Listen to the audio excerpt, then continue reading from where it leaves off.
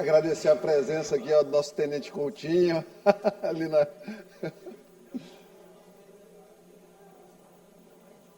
Bom dia a todos, senhoras e senhores, colegas deputados, imprensa, galeria, povo do Maranhão, todos que nos escutam agora.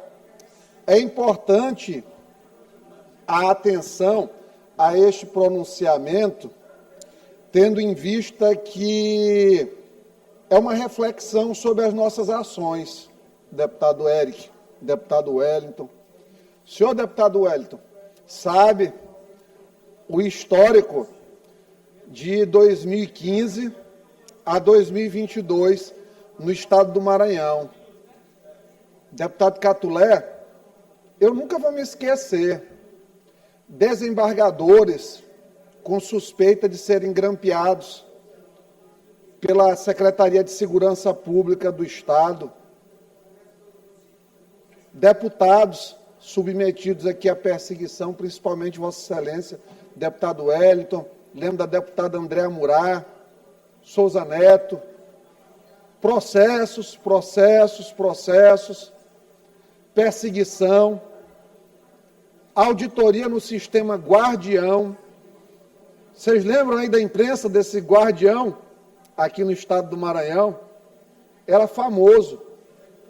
Eleições municipais, principalmente as de 2020, com denúncias de utilização do aparelho policial para monitorar adversários, em especial no interior do estado, e isso como uma prática reiterada.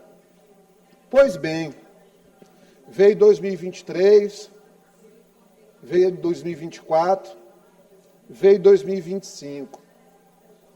Não deram a eles o poder que eles queriam.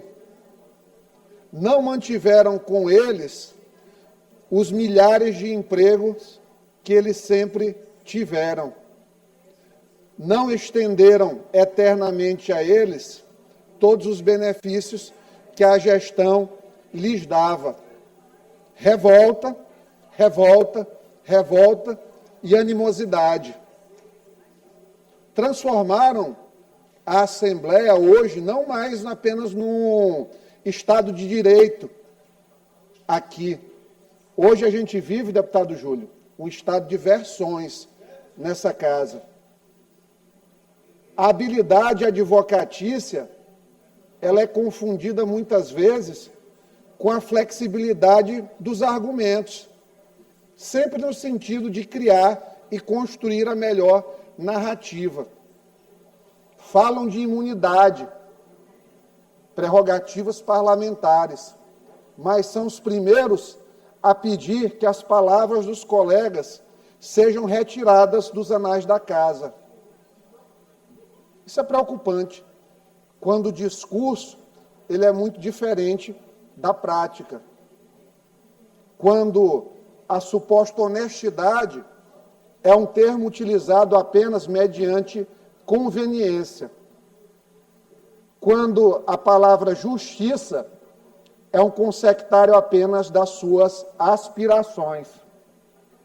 Não obstante todas as tentativas aqui que foram feitas de tentar colocar uma nódoa na situação das gravações, das palavras que foram ditas em 2024, no período das eleições, em especial em relação à cidade de Colinas e Barreirinhas, não obstante as chantagens que foram feitas, deputado Arnaldo, nesses últimos anos, em relação ao processo do TCE, o Maranhão é um estado que não tem direito a ter seus conselheiros do Tribunal de Contas, não tem direito a nomear os seus desembargadores. O Maranhão é um estado que hoje tem um governo que tenta existir de maneira paralela. Para eles, quando citam Bobbio, Hannah Arendt aqui, tudo é normal. Mas o próprio Bobbio era muito direto em dizer que é importante para um governo, para uma democracia, para um Estado democrático de direito, que um poder fiscalizasse outro. Porque, senão, imunidade parlamentar seria impunidade total parlamentar. O deputado Arnaldo está no nosso regimento, está no regimento da Câmara dos Deputados. São violações das atividades parlamentares quando um deputado se utiliza do mandato para conseguir benefício próprio. A prática de tráfico de influência, ela é também expressamente vedada em todo o regimento parlamentar. Fazer conluio com o judiciário vai sempre ser reprovável. Meus colegas deputados, não é possível que nós achemos normal achar que receber uma mensagem de um magistrado dizendo, olha, se não atender a esses pontos aqui, o governador não termina o mandato dele. Ele não chegará até abril. Suponhamos, deputado Júlio, que eu esteja sendo estuprado.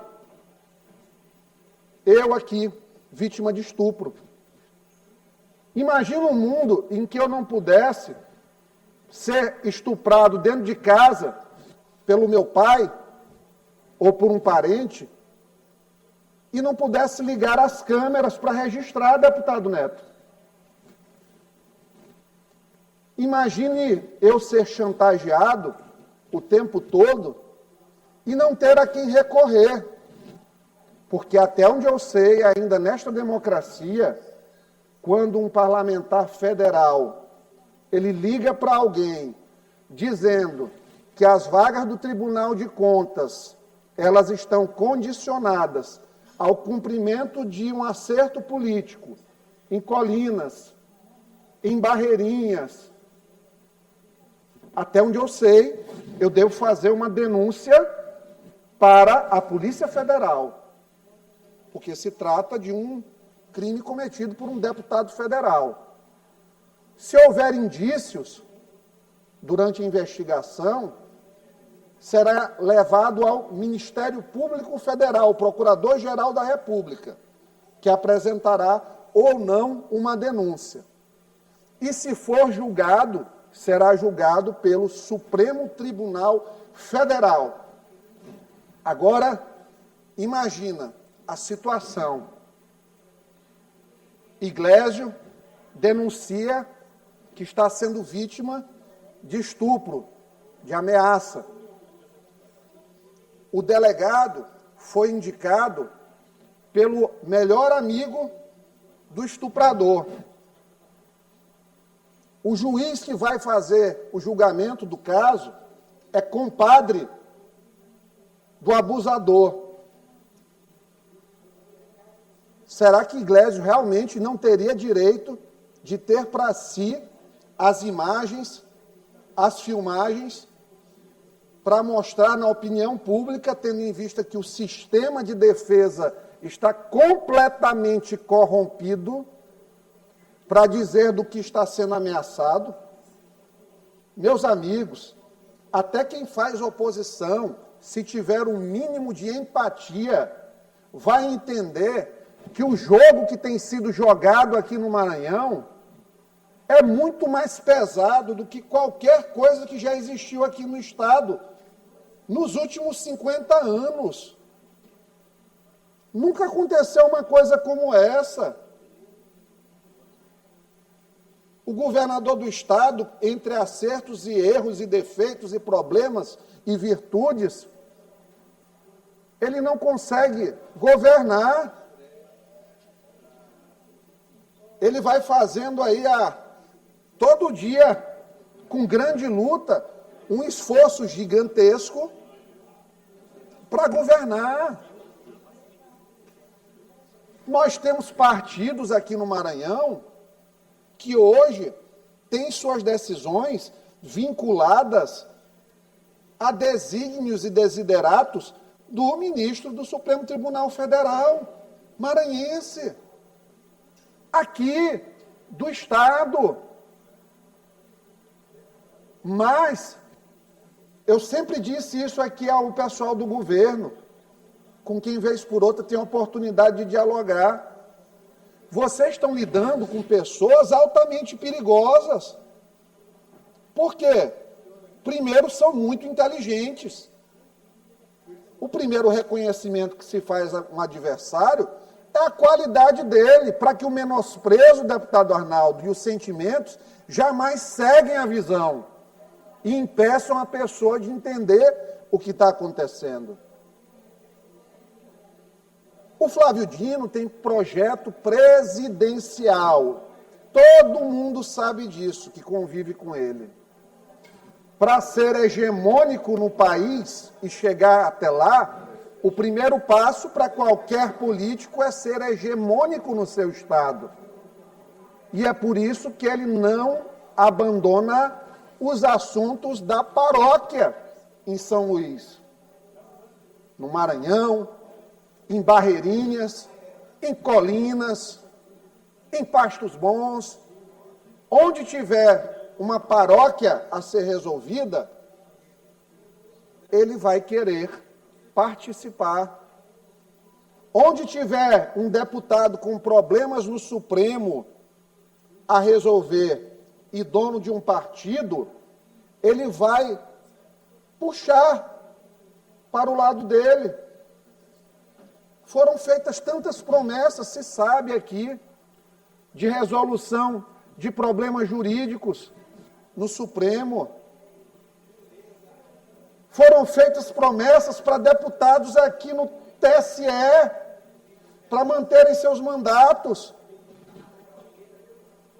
E muitas vezes essas pessoas precisam se calar, ou até participar, presidente, de coisas que não gostariam, mas porque são chantageadas o tempo todo.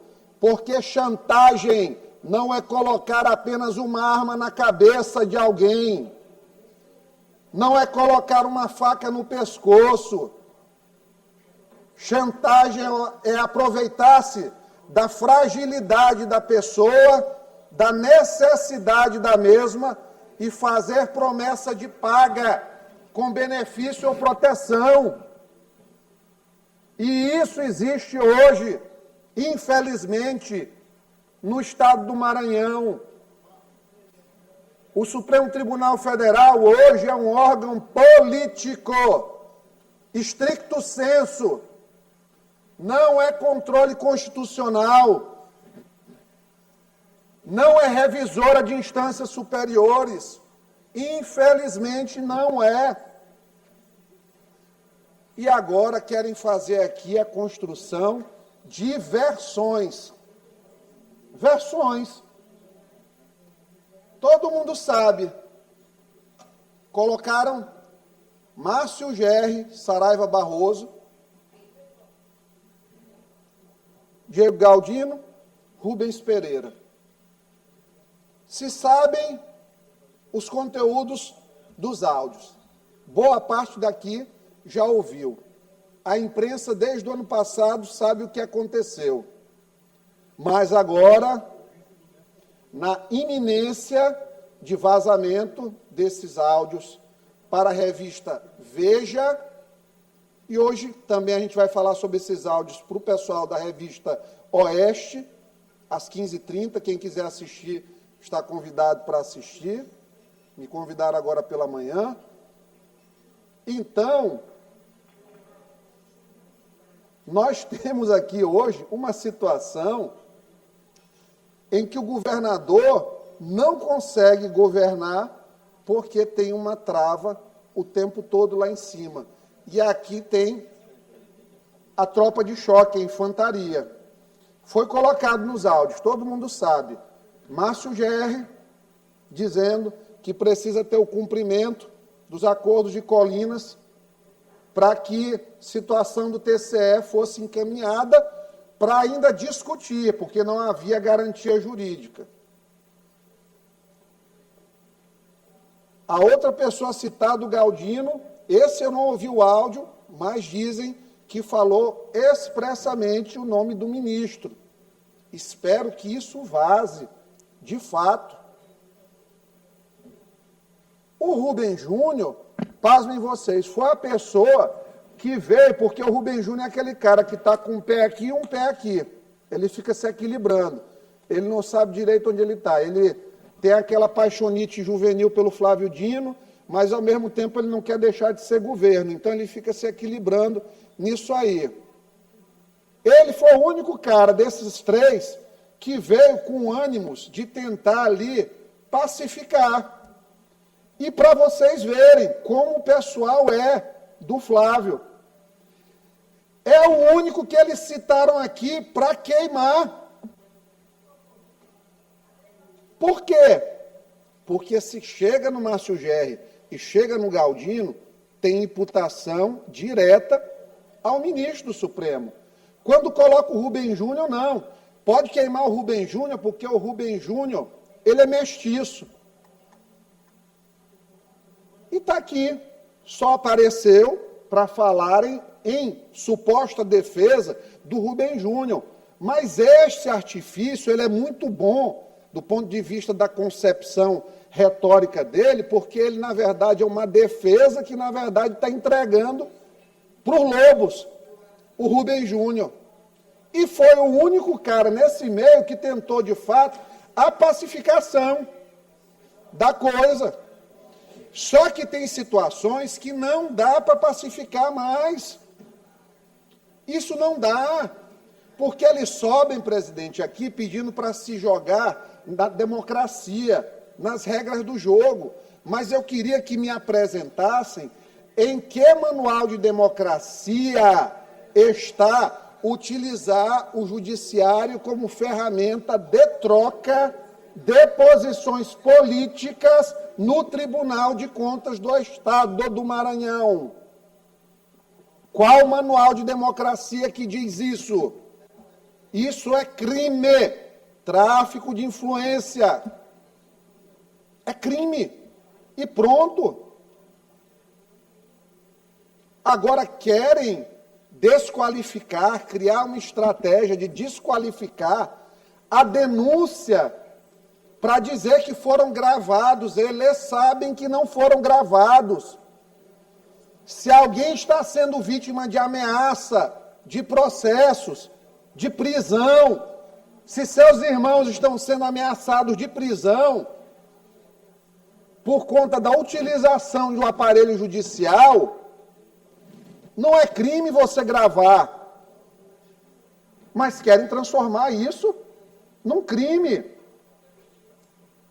Não quer ter deslealdade com as pessoas e não ser vítima delas? Não faça. Porque não é leal você ameaçar alguém. Quando a gente está casado, se eu disser assim para minha esposa, olha, eu só vou te dar isso aqui se tu fizeres isso aqui desse jeito, utilizar essa roupa aqui, tem que fazer isso aqui para o meu prazer. Eu estou sendo o quê? Abusivo. Violência patrimonial, violência psicológica, um monte de coisa. E entendam, relacionamentos abusivos na política existem e este relacionamento é um. É o marido abusivo que maltrata, tortura e ameaça e quer ser honrado. Como? Como? Não tem como. Não tem justificativa. Não tem como tentar inverter a vilania aqui e dizer, não, o Brandão é o perseguidor. Olha para o Brandão, cara. Eu já cheguei aqui e falei um monte de coisa do Brandão. Nunca tive um prejuízo com ele de relação, de dizer, manda perseguir, manda tratar mal, manda não resolver emendas, os instrumentos de coerção que existem aqui.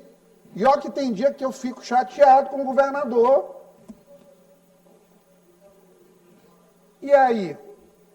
Se fosse do outro lado, o que vocês acham que acontecia? Vinha aqui o líder do governo, botava pressão em todo mundo, chegava bem ali sentado, você sentado, ele, rapaz, assim não dá, desse jeito as coisas não vão andar. E era assim, feito assim, a semi-extorsão em plenário. Assim era feito. Aí vamos lá. Presta atenção. Saíram em defesa aqui até dos servidores da Cinfra, que muito provavelmente, tem que esperar a conclusão, mas mexeram no sistema lá para fazer alteração de dados. Subiram para defender esse pessoal. Como já subiram para defender outros malfeitores aqui, quando o malfeito era contra o governador. Muito bem. Ninguém se escandalizou quando o seu Gibson, o assassino lá do Tech Office, estranhamente aqui, depois de... matou o cara do Tech Office, o Bosco, matou mais um depois, para ver como foi a coisa. Fez umas 10 versões do depoimento. Estranhamente, quando foi importante para eles, imprensa, ter uma ferramenta de chantagem contra o governador, em menos de 3 dias eles conseguiram tirar o Gibson de Pedrinhas para levar para um presídio federal com base no depoimento da esposa dele e da mudança, da 11ª mudança de depoimento. Será que a gente não está entendendo o jogo que está sendo jogado nesse estado, a profundidade da coisa aqui? Nós estamos chegando ao ponto de dar voz e vez ao subterrâneo da sociedade, a assassinos confessos, a criminosos, em meio de um estratagema para validar um plano de chantagem institucional, de violência judicial. E ainda tem coragem de vestir o capuz da candura e falar que em democracia, em prerrogativa parlamentar. Meus amigos, por favor, vamos colocar a mão na consciência, porque nós um dia não seremos mais deputados, mas nós não podemos ter, presidente, vergonha das pessoas que nós somos, porque os sacrifícios que a gente faz para defender o indefensável, para ter essa fluidez de princípio todinha, vai para cá, vai para lá, vai para cá, vai para lá, aqui é legal, aqui é ilegal, aqui é democracia, aqui não é perseguição. Isso nos faz menores. E tudo que o parlamento não pode é se diminuir. Ele diminuindo a si mesmo é nocivo, porque lá fora já existe uma opinião pública que muitas vezes, com razão, tenta diminuir o trabalho dessa casa. Olha, tudo tem limite. Tudo tem limite. A gente vê, às vezes, situações como essa da Conafé. Olhe o malabarismo que está sendo feito para dizer que o governador tem a ver até com o problema da Conafé, cara. É demais. Aí, quando chegam os respiradores que nunca foram entregues no Maranhão, não, ninguém é culpado. Secretário de Saúde à época não é culpado, o governador fez querendo fazer o bem, Rui Costa fez porque era presidente do consórcio Nordeste, quis fazer o bem. O caso cai para o próprio ministro, que era governador na época, ele não se dá por suspeito ou impedido. Jesus do céu! E estão achando que isso é normal, cara. Nós estamos vivendo uma ditadura. Vai ter eleição ano que vem só para enganar besta. Para você ter a impressão de que vota e faz alguma coisa pelo país mudar. Mas quem muda hoje o país são aquelas 11 cadeiras do STF. Quem governa hoje, esse pessoal, não tem mais nem pudor. Hoje está lá no UOL, candidato de Rodrigo Pacheco, candidato de Flávio Dino, Alexandre de Moraes, Gilmar Mendes e mais um lá, Rodrigo Pacheco.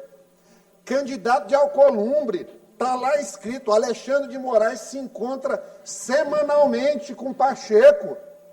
Janta uma vez por semana com Alcolumbre, todo enrolado, presidente do Senado. Como é que virou a agenda da semana? Date. Virou date. Presidente do Senado com ministro do Supremo. E as pessoas achando que está tudo normal, que vai ter eleição ano que vem, que vai ter alguma transformação. Não tem. Enquanto não der um mandato de tempo definido para esse pessoal, não tem jeito. Esses caras vão ficar 20, 30 anos ainda no Supremo. A nossa geração está ferrada. Quem tem mais de 35 anos, 40 anos, a geração está ferrada com essa perspectiva de poder nefasto do Brasil. A imprensa está aí, escrevendo nacionalmente sobre isso e não tem escândalo. Cadê Reinaldo Azevedo? Escrevia tanto. Cadê Josias de Souza? Cadê os artistas? Está aí, ó, Rouanet, 12 bilhões, aumentou mais de 5 vezes. A opinião pública está toda calada, cara. E estão achando que está tudo normal e não está. Sabe por quê? Porque quando a gente perde a liberdade de chegarmos onde queremos chegar, conquistarmos o que queremos e podemos ter, quando há limitadores desse exercício, antes de falar da tal soberania do Brasil, é falar da autonomia e da liberdade do indivíduo. E hoje no país nós não temos, porque se um governador eleito não pode governar, se um deputado eleito não pode falar, se a polícia não pode investigar, porque tudo agora é a utilização do aparato policial, se o Ministério Público não pode investigar quando é contra eles, porque é perseguição, eu pergunto, onde nós vamos parar? Qual vai ser o destino deste Estado? Como vão ser os próximos 4 anos, 8 anos, 12 anos do Estado? Quando vai ter fim a sede desse pessoal pelo poder? E quando, de fato, nós vamos ter restituído ao povo a vontade soberana de, nas urnas, decidir os seus destinos? Porque hoje, infelizmente, não tem. Crime ambiental, quando é cometido pelos meus amigos, é desenvolvimento. Tentativa de fazer uma obra, quando é feito pelos meus aliados, não é sinônimo de crime, é progresso. E é assim que tem sido conduzido aqui no estado do Maranhão. Culpabilizam as vítimas, desqualificam os emissários, tentam acobertar a torpeza das mensagens. Se querem conivência com isso, não terão. Se acham que essas narrativas vão passar incólumes, intocadas, impolutas, não passarão. Chega o momento que é preciso dizer, chega, não vamos abaixar a cabeça, não vamos silenciar. Presidente, obrigado. Aos colegas da imprensa, bom dia a todos.